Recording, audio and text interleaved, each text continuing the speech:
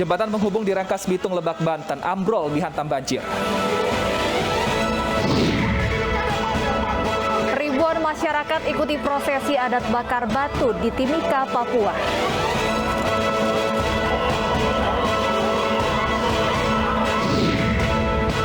Pemilik kendaraan bermotor akan ditilang jika tidak tunjukkan uji emisi.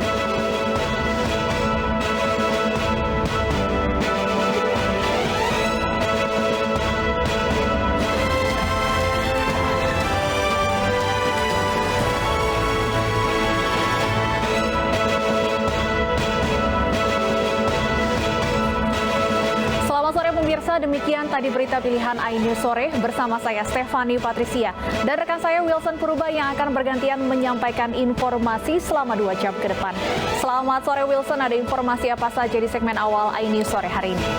Selamat sore Stefani, di iNews Sore hari ini kita memiliki informasi mengenai ribuan masyarakat yang mengikuti prosesi adat bakar batu dalam rangka pembukaan konferensi Sinode Kingmi Setanah Papua. Selain abai jaga jarak, hampir semua warga yang mengikuti prosesi adat ini tidak memakai masker.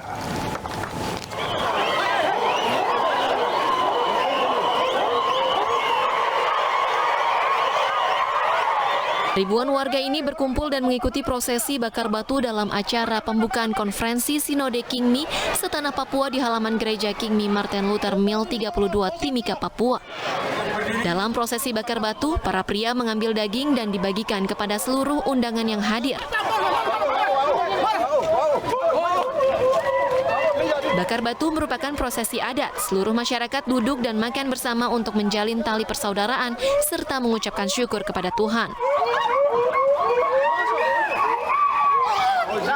Selain abai jaga jarak, hampir semua warga yang mengikuti prosesi adat ini tidak memakai masker.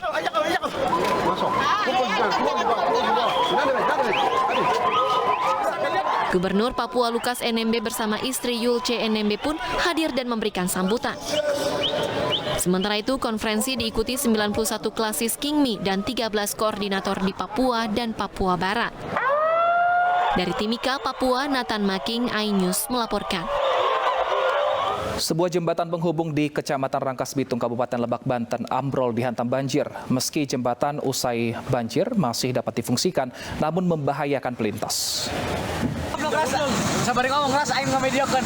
Baik guys gitu. Aing videokeun guys. Dari mana dia kira mau jadi itu videokeun. Jembatan Curug sampai Cimanggenteng. Inilah detik-detik video amatir warga yang merekam sebuah jembatan yang menghubungkan Desa Narimbang Mulya dan Cimangeteng di Lebak, Banten diterjang banjir. Jembatan jebol, lihat. Tak berapa lama, jembatan tersebut ambrol karena tak dapat menahan luapan air. Ngeri banget, ya Allah.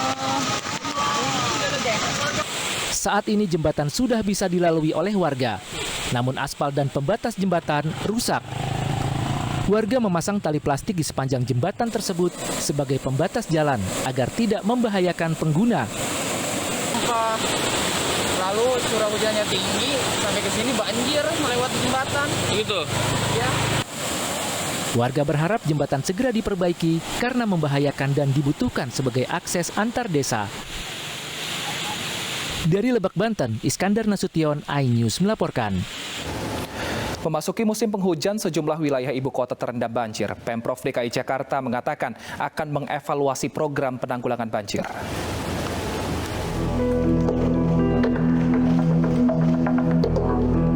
Gubernur DKI Jakarta Anies Baswedan akan terus mengevaluasi penanggulangan banjir di ibu kota karena masih terdapat wilayah yang tergenang cukup lama. Salah satunya wilayah Kebonpala yang tergenang selama 3 hari. Padahal Pemprov DKI Jakarta sejak tahun lalu menetapkan target banjir surut 6 jam. Berbagai cara telah diterapkan, salah satunya mengeruk lumpur di kali-kali seluruh ibu kota. Menurut Anies, pihaknya memiliki ukuran target capaian dan akan terus mengevaluasi. Targetnya 2, 1 tidak boleh ada korban jiwa. Yang kedua, sesudah kembali di garis normal, sesudah itu 6 jam. Tapi kalau belum kembali ya masih terus jadi genangan. Sama seperti air 100 mm per hari. Bila di atas itu ya otomatis akan terjadi genangan, tapi bila di bawahnya harus segera. Jadi ini bagian dari usaha kita untuk terus-menerus. Nanti kita akan evaluasi, dan dengan bahan evaluasi itu nanti perbaikan kita terus-menerus lakukan. Itu aja ya.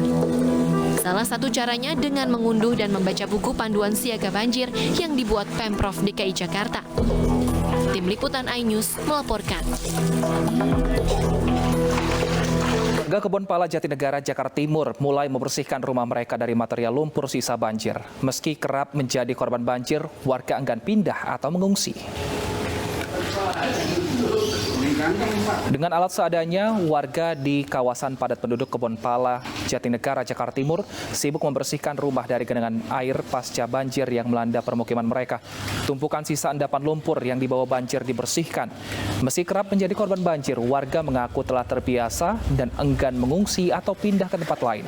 Mereka memilih untuk mengamankan barang berharga di lantai 2 rumah yang tidak terjamah banjir.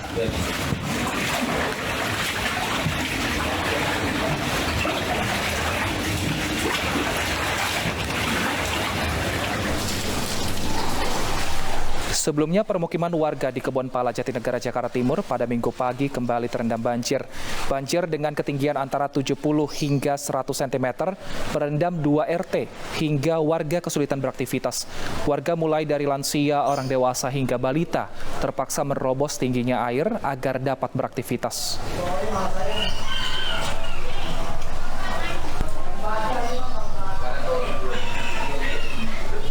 Sementara itu di Bekasi, Jawa Barat, banjir yang merendam perumahan Bumi Nasio Indah Jati Asih berangsur surut. Sebelumnya banjir terjadi akibat jebolnya tanggul sungai sepanjang 20 meter.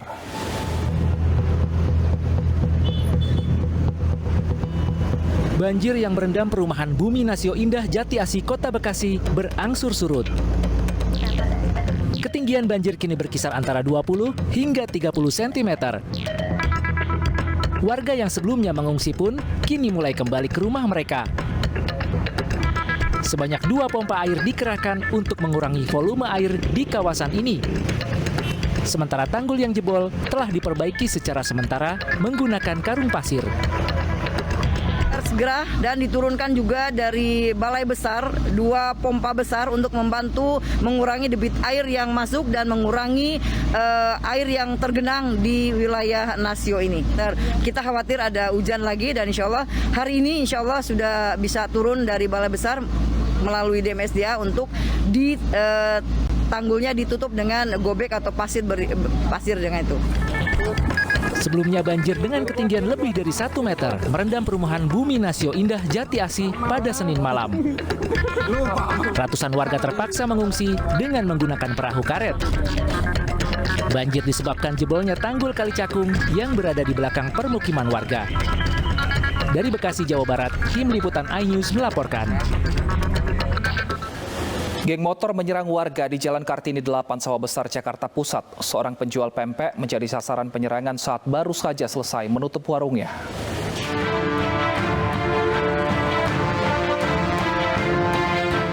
Kelompok geng motor menyerang warga secara brutal di Jalan Kartini 8 Sawah Besar, Jakarta Pusat. Nahas bagi Ian, seorang penjual pempek yang menjadi sasaran penyerangan saat baru saja selesai menutup warungnya.